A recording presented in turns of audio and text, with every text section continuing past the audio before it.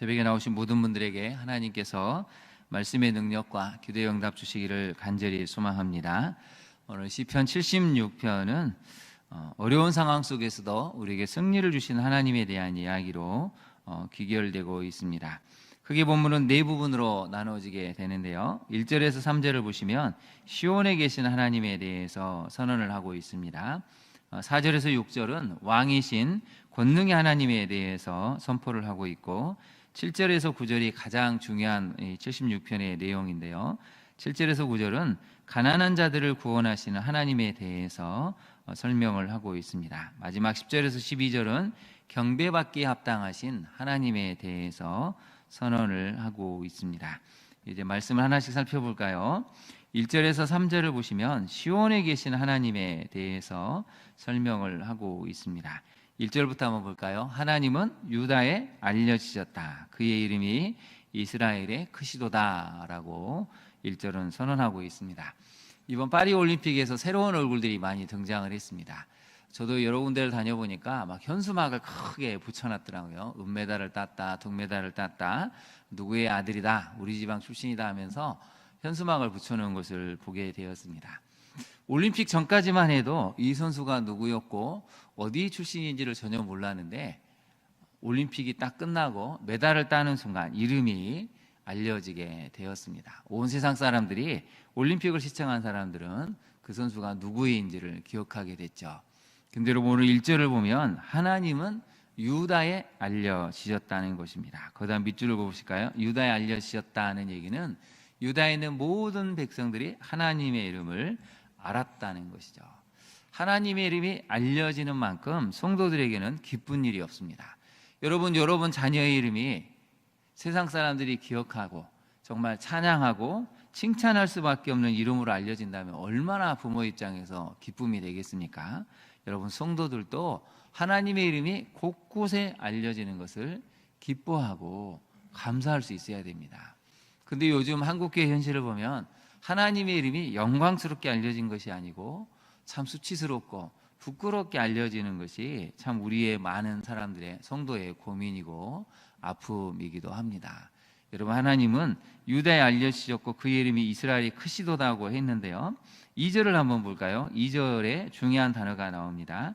그의 장막은 살렘에 있으며 그의 초소는 시온에 있도다 라고 나와 있습니다. 거기다 한번 동그라미를 쳐보실까요? 샬렘이라고 나옵니다. 원래 이거 예루살렘의 줄임말인데, 이 샬렘은 예루살렘이라는 뜻이죠. 근데 원래 이게 의미가 하나가 있습니다. 여호수아가 가나안 땅을 정복했을 때 원래 예루살렘의 이름 뜻은 뭐였냐면 샬림이라는 신을 숭배하는 지역이었습니다. 샬림은 무슨 뜻이냐면 일몰의 신이라는 뜻입니다. 또한 일몰이 있으면 일출도 있겠죠. 샤이르라는 또 그런 이름 뜻도 갖고 있습니다. 그래서 일출과 일몰의 신을 섬기는 지역이다라는 뜻으로 원래 예루살렘이 지칭이 됐었는데, 가나안 땅을 정복하면서 이스라엘 백성들이 이 지명을 바꿉니다. 여러분, 예루살렘 하면 나중에 예루살렘이 사실은 샬롬과 의미가 있습니다. 평강의 하나님, 이 샬롬의 하나님을 여기에 붙여서 그래서 이름이 예루살렘으로 바뀌게 되었다는 것이죠. 그래서 하나님의 장막은 예루살렘에 있고 그의 처소는 시온. 사실 예루살렘과 시온은 같은 의미죠. 하늘과 땅이 맞닿은 지역, 하나님이 진정한 진리의 빛, 은혜의 빛과 은총을 내리시는 지역이 바로 오늘 2절에 나오는 예루살렘이고 시온이라는 것입니다. 그러면 여러분, 하나님은 그곳에서 무엇을 하실까요? 3절을 한번 보시겠습니다. 거기다 한번 동그라미를 쳐보실까요? 거기에서 그는 화살과 방패와 칼과 전쟁을 없이 하신다는 것입니다. 첫 번째 메시지를 한번 살펴볼까요? 첫 번째 메시지는 시온에 계시는 하나님만이 전쟁과 폭력을 없애시며 진정한 평화를 주시는 분이라는 것이죠. 시온은 상징성이 있습니다. 하나님이 임재하시는 곳, 하나님이 통치하시는 하나님의 나라, 그곳에 계시는 하나님이 이 땅의 전쟁과 폭력을 없애시고 진정한 평화를 주신다고 알려주고 있습니다. 여러분, 지금 중동 정세가 심상치 않습니다. 이스라엘과 이란의 전면전이 발생할까 봐 걱정을 많이 하고 있죠. 아프리카 곳곳에는 내전이 일어나고 있습니다. 여러분 최근에 중동 지역에서 한 나라에서 아프가니스탄에서 법이 하나 통과된 거 알고 있으십니까? 정말 충격적인 법이 하나 통과가 되는데 이슬람 남성들은 결혼을 할 수 있는데 9살 소녀하고도 결혼할 수 있는 법이 이번에 통과가 되었습니다. 여러분 상상이 가십니까?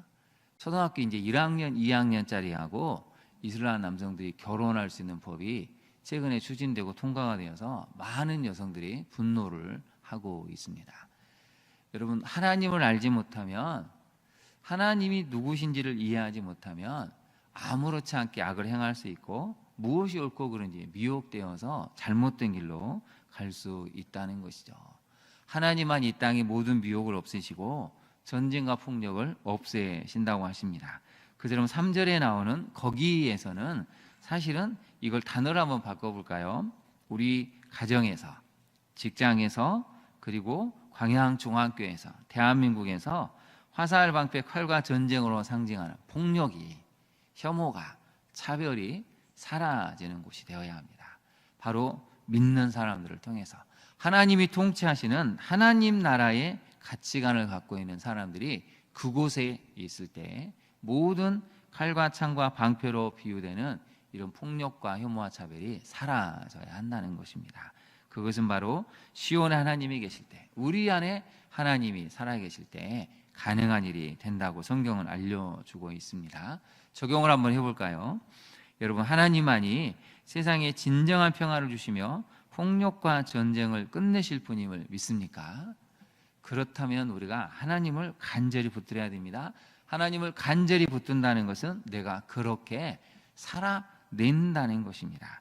그래서 여러분 11절을 한번 볼까요? 11절에 보면 이렇게 결론 부분이 시작이 되는데요. 너희는 여호와 너희 하나님께 소원하고 갚으라. 사방에 있는 모든 사람도 마땅히 경외할 이에게 예물을 드릴지로다. 하나님께 소원하고 갚아라, 예물을 드려라는 얘기는 이걸 한마디로 줄이면 나 자신을 바치라는 것입니다. 하나님께 나 자신을 바치는 삶을 살 때 이 땅에 모든 차별과 혐오 이런 것들이 사라지게 된다는 것이죠. 오늘 예배를 드리는 새벽 예배에 나오신 모든 분들이 하나님만을 사랑해서 여러분이 살아가는 가정이, 여러분이 있는 직장이, 또 우리 교회가 평화와 사랑으로 가득 차는 역사가 임하기를 진심으로 축원합니다. 두 번째로 한번 살펴볼까요? 두 번째는 4절에서 6절의 말씀인데요. 용사이신 하나님에 대해서 설명을 하는 부분입니다. 4절부터 한번 볼까요? 주는 약탈한 산에서 영화로우시며 존귀하시다라고 이야기를 하고 있습니다. 마음이 강한 자도 가진 것을 빼앗기고 잠에 빠지고 장사들도 모두 그들에게 도움을 줄 손을 만날 수 없도다라고 알려주고 있습니다. 하나님이 등장하시니, 용사이신 만군의 왕이신 하나님이 등장하시니 모든 용사들, 그렇게 전쟁에 능한 군인들도 아무것도 할 수 없었다는 것이죠. 그래서 여러분 6절을 같이 한번 다시 읽어볼까요? 6절 말씀입니다. 야곱의 하나님이여 주께서 꾸짖으심에 병거와 말이 다 깊이 잠들었나이다. 여기서 말하는 야곱은 무력감에 빠진 인생을 뜻합니다. 인생의 크고 작은 환난 앞에서 아무것도 할 수 없는 무력감에 빠진 이런 야곱과 같은 인생에 하나님이 꾸짖으시니까 병거와 말이 다 깊이 잠들었다고 설명하고 있죠. 거기다 메모를 해보실까요? 병거와 말이 다 깊이 잠들었다는 표현은 무력화됐다는 것입니다. 아무 쓸모짝이 없는, 힘쓸 수 없는 무력감에 휩싸인 모습을 6절이 표현하고 있습니다. 그래서 여러분 두 번째 메시지를 한번 살펴볼까요? 두 번째 메시지는 말씀으로 천지를 창조하신 하나님은 말씀으로 적들의 강력한 무력을 무력화시키시는 분입니다. 아무리 강한 무력을 가지고 오고 아무리 강한 군대와 무기와 전술을 가지고 와도 하나님이 나타나시면 그 모든 것들이 다 무력화되어서 아무 쓸모짝이 없는 것이 된다고 성경은 알려주고 있습니다. 여러분 적용을 한번 해볼까요? 그 전에 말씀을 한번 살펴볼 텐데요. 여러분 7절을 6절을 다시 한번 보실까요? 주께서 꾸짖으심에 무엇이 다 깊이 잠들었다고 나옵니까? 병거와 말이 잠들었다고 하죠. 출애굽기 15장 6절을 한번 보겠습니다. 같이 한번 읽어볼까요?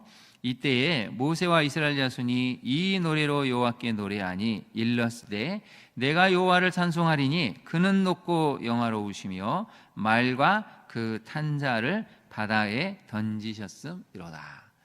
6절의 내용은 출애굽의 역사를 기억해내는 것입니다. 애국 군대가 병거를 거느리고 말을 타고 이스라엘 백성들을 쫓아왔죠. 홍해를 건넜을 때 한가운데쯤 건넜을 때 하나님이 홍해를 다지셔서 다 바다에 수장되고 말았습니다. 그렇게 강력한 애국 군대가 하나님이 작정하시고 바다에 다 수장을 해버리신 것이죠. 그 많은 군대, 그 강렬함, 용맹함을 자랑했던 애국 군대가 무력화돼 버렸다는 것입니다. 여러분 적용을 한번 해볼까요? 하나님의 말씀만이 우리에게 참 평화를 줄 수 있음을 믿고 여러분 말씀 묵상과 기도의 자리로 나아갑니까?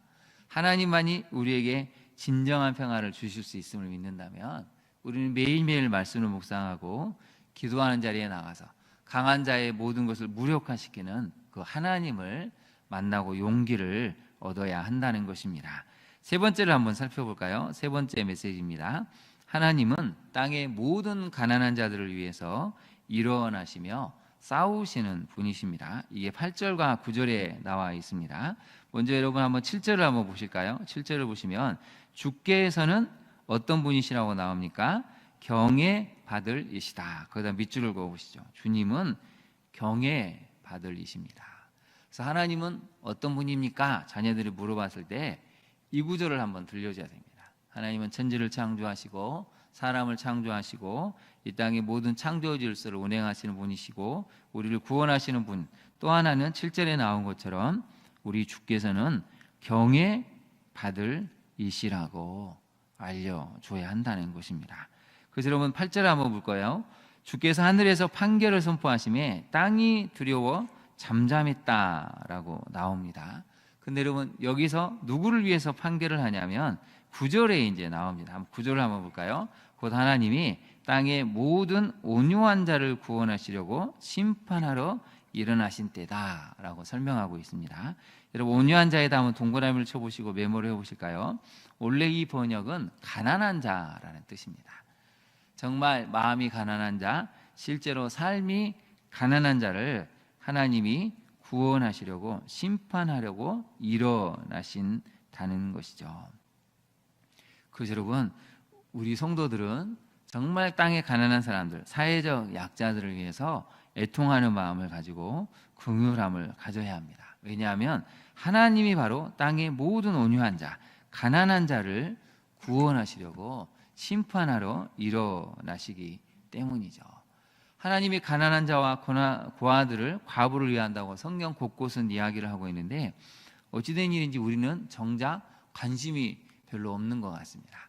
사람이 귀하고 낮음을 자꾸 얼마나 많은 물질을 가지고 있느냐, 그 사람이 얼마나 많은 소유를 갖고 있느냐에 따라 자꾸 평가하다 보니까 한국교회도 서서히 세속적인 가치관에 물들여져 가는 것 같습니다. 근데 여러분 오늘 본문은 분명히 선언하죠. 하나님이 판결을 선포하시는데 땅이 두려워 잠잠한다고 합니다. 무엇을 위해서 판결을 하십니까? 땅의 가난한 자들의 억울함, 그들의 비통함을 보시고 구원하시려고 일어나시는 것을 보고 세상의 모든 사람들이 두려워한다는 것입니다. 그럼 적용을 한번 해볼까요? 오늘 시편은 우리에게 이런 적용점을 알려줍니다. 가난한 자와 약자를 위한 삶을 하나님께서 기뻐하심을 알고 있습니까? 그래서 여러분 7절에 나오는 주께서는 경외받을 이시다는 것은 가난한 자를 긍휼히 여기고 그들을 위해 사랑을 베푸는 것이 바로 하나님을 경외하는 삶이라는 것을 오늘 본문은 알려주고 있습니다. 두 번째 적용점을 한번 살펴볼까요? 말씀에 기초한 올바른 정의가 실현되기를 여러분 힘쓰고 노력하고 있습니까? 하나님을 믿는다는 것은 이 땅의 거대한 구조적이나 사회학을 뿌리채 뽑는 것을 이야기합니다. 다시는 그런 구조적인 악 때문에, 사회학 때문에 사람들이 거기에 침몰되고 인생이 망가지지 않도록 올바른 정의와 공의에 기초한 사회 구조가 만들어져야 한다는 것이죠. 그래서 오늘 성경은 우리에게 알려줍니다.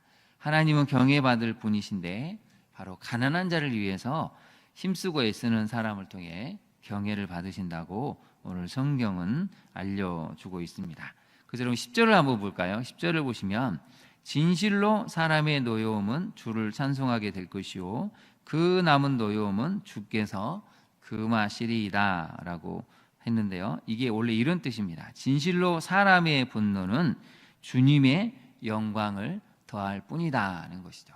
사람들이 아무리 많은 분노와 혈기를 가지고 행동을 해도 결국 그 사람들은 심판을 받기 때문에 주님의 영광을 더하는 분노밖에 되지 않는다라고 성경은 알려주고 있습니다. 그래서 마지막 12절을 같이 한번 읽어볼까요? 12절이 이제 결론의 내용인데요. 그가 고관들의 길을 꺾으시리니 그는 세상의 왕들에게 두려움이시로다. 아멘. 재밌는 표현이 나오죠. 하나님이 고관들의 길을 꺾으신다는 것입니다. 기고만장한 사람들, 아무것도 두려워하지 않는 왕들, 그것들을 꺾으시고 두려워하게 하실 분은 하나님밖에 없다는 것이죠. 여러분, 세상의 왕들이 뭘 두려워하겠습니까? 자기 말 한마디면 다 움직이는데. 근데 우리가 어제 수요 예배 때도 말씀을 살펴봤지만 하나님이 역사하시면 두려워하게 된다는 것입니다. 그래서 우리 믿는 이들이 하나님을 두려워할 수 있도록 하려면 하나님을 잘 믿는 수밖에 없습니다. 우리가 하나님을 잘 믿게 되면 하나님 우리를 통해서 역사하시고 그것을 보는 사람들이 믿지 않는 오만한 자들, 고관들의 기가 꺾어지게 되고 우리를 통해서 나타나는 이 하나님의 역사가 세상의 모든 권력자들에게 두려움을 불러일으키게 된다는 것입니다. 오늘의 이 말씀을 잘 기억하시고 오늘 하루만큼은 은혜 가운데 하나님의 사랑 가운데 살아서 가난하고 어려운 이들을 돌보시며 하나님의 살아계심을 드러낼 수 있는 우리 모두가 될 수 있기를 진심으로 축원합니다. 기도하겠습니다. 사랑의 하나님, 오늘 우리가 시편의 말씀을 살펴보았습니다. 하나님은 늘 우리 가운데 역사하시고 하나님은 하나님 나라를 실현하기를 원하심을 깨달았습니다. 하나님이 계시는 예루살렘 시온이 바로 모든 전쟁이 그치는 그 장소임을 깨달았습니다.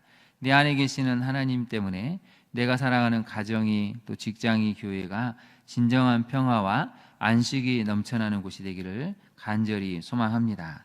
이 땅의 모든 전쟁을 그치실 하나님, 다시 한번 하나님을 바라봅니다. 모든 군사와 또 모든 것들이 다 하나님 앞에서는 무력화된다는 것을 깨달았습니다. 전쟁을 없이 하시는 하나님을 바라보며 이 땅에 진정한 평화가 임하기를 이 세상 곳곳에만이나 폭력이 멈추어지고 우리 주 예수 그리스도께서 주시고자 하는 참된 평화가 이 세상 곳곳에 임하게 되기를 간절히 간구합니다. 특별히 하나님, 가난한 자들, 사회적 약자들이 이 무더운 여름을 잘 이겨낼 수 있도록 우리가 주위의 시선을 돌리고 주님의 사랑을 전할 수 있는 우리 모두가 되게 하옵소서. 하나님을 진실되게 믿는 우리 때문에 믿지 않는 사람들이 하나님을 두려워하며 하나님만을 바라볼 수 있는 그 믿음의 역사를 만들어갈 수 있도록 오늘 우리 믿음의 여정에 함께하여 주옵소서. 예수님 이름으로 기도합니다. 아멘. 하늘에 계신 우리 아버지, 아버지의 이름을 거룩하게 하시며 아버지의 나라가 오게 하시며 아버지의 뜻이 하늘에서와 같이 땅에서도 이루어지게 하소서. 오늘 우리에게 일용할 양식을 주시고 우리가 우리에게 잘못한 사람을 용서하여 준 것 같이 우리 죄를 용서하여 주시고 우리를 시험에 빠지지 않게 하시고 악에서 구하소서. 나라와 권능과 영광이 영원히 아버지의 것입니다. 아멘. 함께 기도하겠습니다. 오늘의 말씀을 기억하고 하나님만이 우리에게 진정한 평화를 주실 수 있습니다. 하나님 나라가 먼저 우리 안에 이루어져서 우리 가정이, 교회가, 직장이, 이 땅 대한민국과 온 세상이 하나님이 통치하신 하나님 나라가 되어서 진정한 평화가 정착될 수 있도록 기도하기를 원합니다.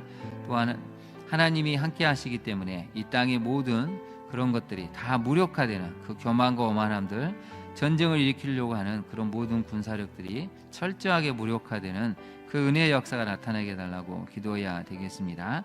마지막으로 이 땅의 모든 가난한 자들을 위해 판결하시기에 일어나시는 하나님을 기억하고 정말 이 땅의 모든 구조와 시스템들이 가난한 자들을 위해 정의와 공의를 위해 실현할 수 있는 그런 구조가 되게 해달라고 기도해야 되겠습니다. 마지막으로 청년부가 이제 수련회를 시작을 했습니다. 오늘 둘째 날 여정을 시작하는데요. 청년부 수련을 통해서 하나님의 큰 은혜와 역사가 나타날 수 있게 해달라고 우리 청년부 수련을 위해서 일단 한국교회에 남아있는 모든 여름 사역을 위해서 우리 함께 기도하도록 하겠습니다. 함께 주님의 이름을 부른 다음에 기도하겠습니다. 주여